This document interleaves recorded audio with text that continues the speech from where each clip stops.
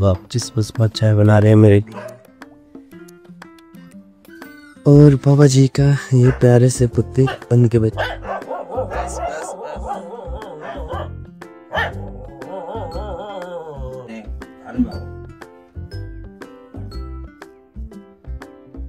तो उनको मेरे हाथ का बनाया हुआ अचार, आंवले का अचार तो इतना पसंद आया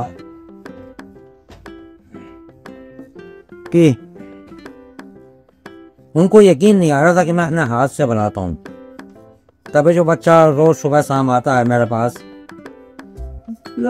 तो सभी को जय श्री राम, जय माता दी। कैसे हैं आप लोग? कल मैं जिन बाबा के पास रुका काफ़ी अच्छे थे। एक समय था कि वो 3-3 4-4 कंपनियों के प्रोजेक्ट मैनेजर थे और आज उन्होंने सारा चीज़ त्याग दिया और त्याग करके फिर वो एक मंदिर में आकर एक शांति की ज़िंदगी जी रहे हुए। उन्होंने कहा कि जिस जीवन को मैंने जिया उसमें बहुत ज़्यादा शोर था, लेकिन अब जो जीवन जी रहा वो इंटरनल पीस मुझे महसूस हो रहा है। मैंने कहा कि बाबा जी शायद ऐसा ही होता है कि जब इंसान को ये बात पता चलता है कि internal peace is the most important thing, आदमी में बदलाव आता है। न उनके पास किस चीज़ की कमी थी, ना पैसों की कमी थी, ना नाम की कमी थी।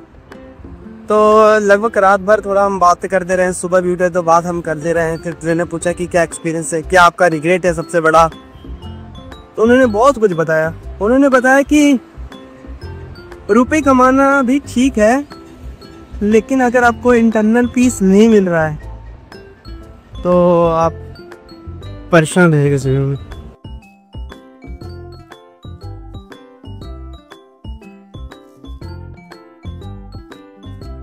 जन्नौर आ जाए, जन्नौर का मेन चौक है ये। यहाँ से अम्बाला 167 किलोमीटर है। इंसानों और पशु पक्षियों में एक बहुत बड़ा अंतर होता है। इंसानों के पास वो तकनीक होता है कि कहीं भी वो खा जाके खाना बना सकते हैं। इंसानों के पास कमाई करने के सोर्स होते हैं। इंसानों के पास पैसा कमाने का एक जरिया होता है जिससे सारा दुनिया जो है आज सर्कुलेट हो रही है। इंसानों के अंदर लालच भी होता है कि हमें घर बनाना है, बहुत बड़ा घर बनाना है। इंसानों के अंदर ये भी लालच होता है कि घर के सामने एक बड़ी गाड़ी खड़ी होनी चाहिए।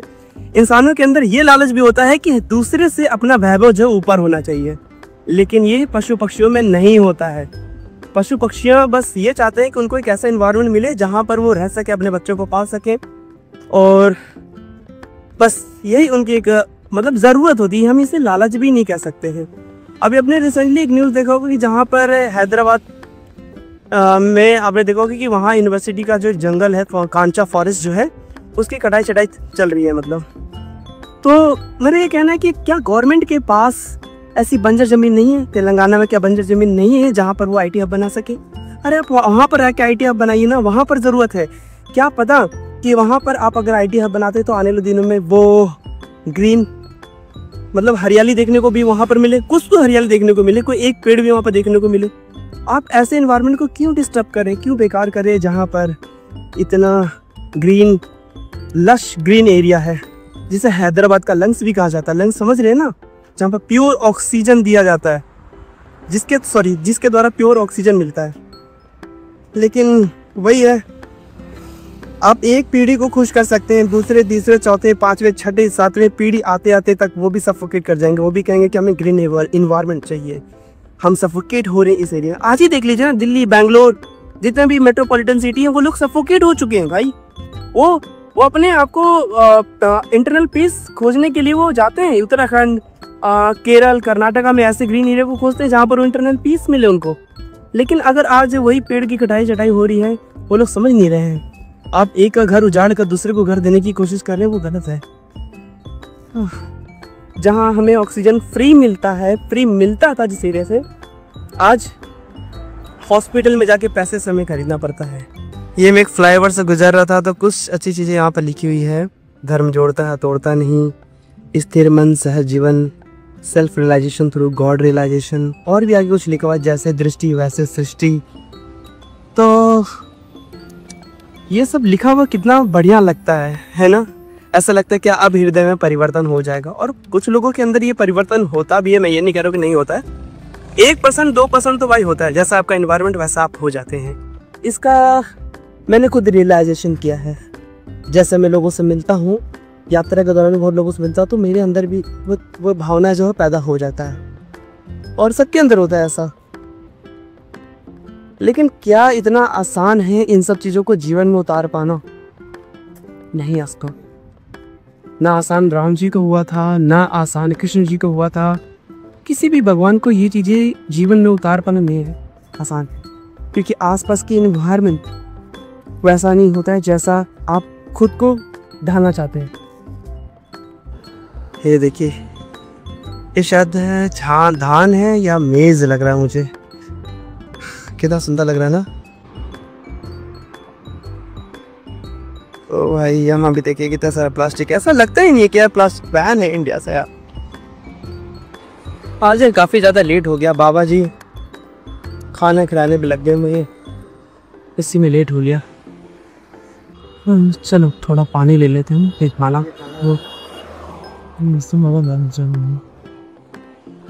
आज तो लग रहा ज़्यादा चल भी नहीं पाऊंगा मैं। तो ये बेस्ट जगह है खाना खाने का, यहाँ पे बैठकर पेड़ के नीचे। देखिए कितनी ठंडक लग रही है, और हैदराबाद में ये चीज़ कट रहे हैं। इसका खाना है बाबा जी जिनका मैंने रुका था ना, तो वो मुझे पराठा बना के खिलाया था, और पराठे के साथ साथ उनने अपने हाथ से अचार बना रखा था घर पे। सॉरी, घर पे नहीं, मतलब मंदिर में ही वो रहते हैं, तो वो भी खिलाए मुझे, और पैक करके पराठे भी दिए और अचार भी। अचार आंवला का अचार है, मिर्च का अचार है, और उन्होंने खुद बनाया। मुझे बहुत ताजुब हुआ, मैंने वाह कितना टेस्टी लग रहा है खाना। अब जाके लग रहा है कि मेरे पैर जो है वो बंद रहे धीरे धीरे, पर कोई नहीं, आखिर ऊपर वाले ने जो प्रेरणा दी है मुझे वो तो करना ही है। मुझे ऊपर वाले के प्रेरणा से ही सब कुछ होता है। हमें ऐसा लगता है कि हम सब चीज़ कर रहे हैं, हमें गुस्सा किसी कारण से हो रहा है, पर हम दो चीज़ की तरफ लौटते हैं, एक या फिर अंत की तरफ लौटते हैं या फिर कुछ बड़े चीज़ को तरफ। ज़्यादातर हम अंत की तरफ ही लौटते हैं।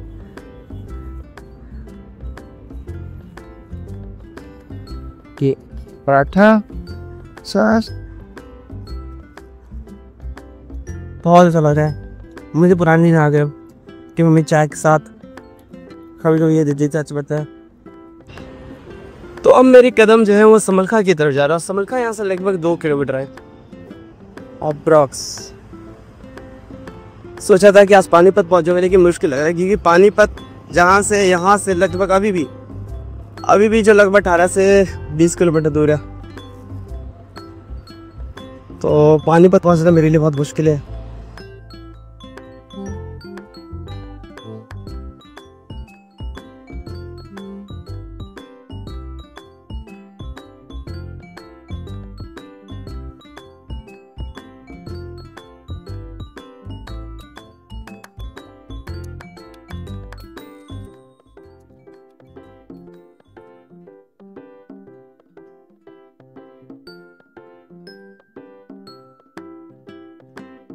अभी एक भैया जी मिले हैं, वो कहे कि चलो आज चाय पिला दो। मैंने चाय तंग पिलाई, क्योंकि चाय से कभी वो प्यास लगता है, पानी पिला दीजिए आप। हाँ, वो मान नहीं रहा था। मैंने कहा मेरी दीजिए, रहने दी। हाँ, शाम हो गया है और आज मैं ज़्यादा चल नहीं पाया। मैं सोचा पानीपत पहुँचूँगा, लेकिन पानीपत अभी 15 किलोमीटर दूर है, और पैरों में अब छाले हो गए मेरा। मैं देखता हूँ कोई अगर मम्मी अंदर होगा उनको ले लो, तो मैं रुकता हूँ अपना हाथ कैस के नहीं कर देगा। तो आज का जो गांव होने वाला है मेरा, ये है पंचायत करहंस से गांव का नाम बा, और यही देखे आज को कुंदे में रोड निकला। तो सभी को जय श्री राम। को आज का सोने का जो स्थान है आप देखेंगे तो ये पूरा हाईवे है, खूब शोर हो रहा है, खूब शोर शराबा हो रहा है, और ये यहाँ पर मैंने अपना बिस्तर लगाया है। और ये बाबा जी भी हैं, जा रहे हैं वैष्णो देवी जा रहे हैं, पर ये साइकिल से जा रहे हैं, और मेरा यहाँ पर बिस्तर है। कब मच्छर बहुत ज़्यादा है यहाँ पे, तो चलते हैं सोने के लिए। जय श्री राम।